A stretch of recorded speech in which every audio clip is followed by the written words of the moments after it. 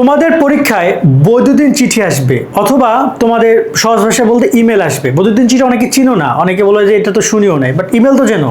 So email আসবে, ইমেলে 10 mark.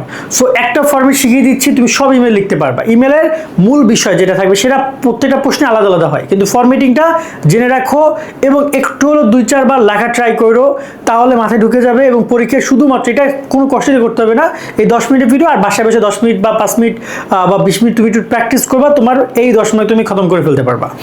প্রতিবেদন লেখা তোমার এখানে বৈদ্যুতিন চিঠি লেখার ক্ষেত্রে তোমাকে একটা নিয়মই আমরা ফলো করবো, কারণ এখানে একটা নিয়মই হয়।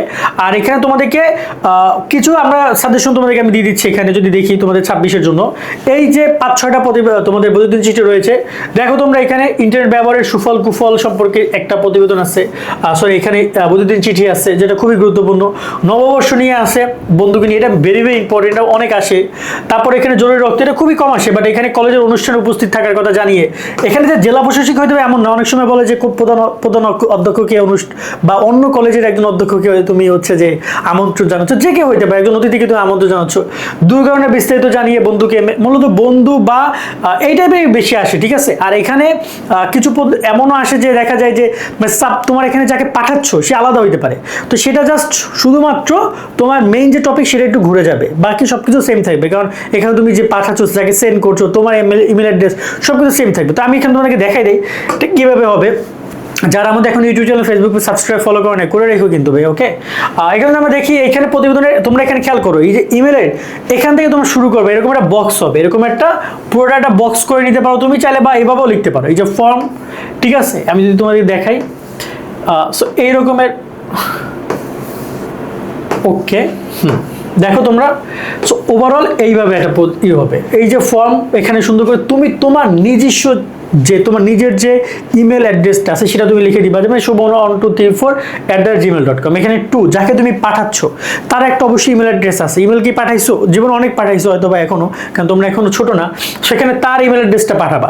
এখানে সি, একটা বড়দের সি হবে, পরেরটা ছোটদের, এবং এখানে এই জায়গাটা ফাঁকা থাকবে। সাবজেক্টের জায়গায় তোমার ইমেলের বিষয়বস্তু কি সেটা তুমি সুন্দর করে বাংলা লিখবে, যেহেতু এটা আমরা বৈদ্যুতিন চিঠি লিখছি, আমরা কিন্তু সরাসরি ইমেল লিখলাম না, সাবজেক্টে ইংরেজিতেই লিখতাম, বাট যেহেতু আমরা এখানে বাংলা লিখছি, আমরা এখানে প্রশ্নটা বাংলা, আমরা এখানে বাংলা শব্দ ব্যবহার করবো। কিন্তু এই শব্দ যদি আমরা ইংরেজি ব্যবহার করছি, কারণ এটা আসলে বাংলা হয় না, বাংলা লিখলে তোমার ইমেলটা যাবে না, ওকে। দেন এখানে সুন্দর করে টেক্সট এই শব্দটা ব্যবহার করবা, 2টা ক্লোন দিবা। প্রিয় শিক্ষক বা নাম, প্রিয় শিক্ষক নাম বা বাবা মা যে কেউ হইতে পারে, মূলত প্রশ্নের উপর ডিপেন্ড করবে। অনেক সময় এটা টিচারকে বলে, অনেক সময় দেখা যায় যে এটা বন্ধুকে বলে। সো বন্ধুর ক্ষেত্রে তুমি নাম, প্রিয় বন্ধুও লিখতে পারো, অথবা তার নাম ব্যবহার করতে পারো। যদি বাবা মাকে তুমি বৈদ্যুতিন চিঠি পাঠাও, সেক্ষেত্রে তার নাম ব্যবহার করতে পারো, যে প্রিয় বাবা, প্রিয় মা, ঠিক আছে, বা শ্রদ্ধেয় শিক্ষক, এরকমের সম্বোধন তুমি করতে পারো। দেবার এখানে তুমি সুন্দর করে লিখবে যে ভালো, আশা করি ভালো আছেন, ভালো আছেন বা আছো, এটা তো বোঝো, বড়দের ক্ষেত্রে আছেন এবং ছোটদের ক্ষেত্রে আছো, এইভাবে তোমরা ব্যবহার করবা। আমিও বেশ ভালো আছি, তোমাকে বা আপনাকে, এখানে বিষয়টা তো বোঝো যে বড় ছোট বিষয় আছে, একটি বিষয় অবহিত করার জন্য আজ বৈদ্যুতিন চিঠি লিখছে। এই পরবর্তীতে বিষয়টা বিস্তারিত লিখবে, বিষয়টা আমি একটু তোমাকে বুঝিয়ে দিচ্ছি। দেন লাস্ট তুমি তোমার নামটা সুন্দর করে এখানে লিখে দিবে, তোমার নাম কি।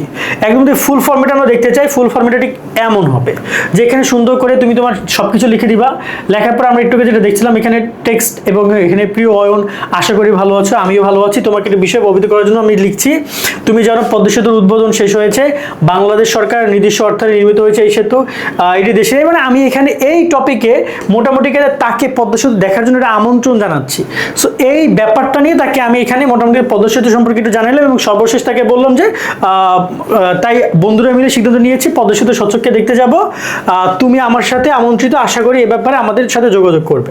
এই যে ছোট, মানে ইমেল এমন না যে অনেক বড় ইমেল হবে 4-5 পৃষ্ঠা, তা না, 1 পৃষ্ঠা বা 1.5 পৃষ্ঠা হইলে এনাফ। 1 পৃষ্ঠার মধ্যে লিখলে সুন্দর হয় বেশি, এবং সর্বশেষে তুমি তোমার নিজের নামটা ব্যবহার করে দিবা।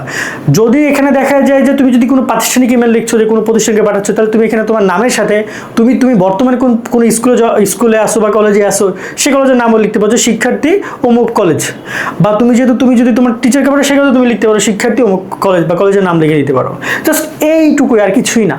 তো এখানে শিখতে হবে কি, শিখতে হবে এই পুরো বিষয়টা এইটুকু পর্যন্ত, আর লাস্ট ফার্স্টের এই তো তোমার নাম, আর বাকি যে বিষয় এটা তোমার প্রশ্নভেদে আলাদা আলাদা চেঞ্জেস আসবে। আশা করি এইটুকুই বিষয়গুলো মাথায় রেখে সুন্দর করে পড়াশোনা করবা।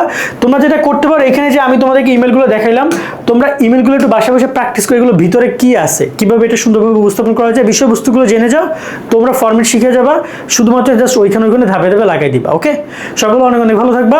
আল্লাহ হাফেজ।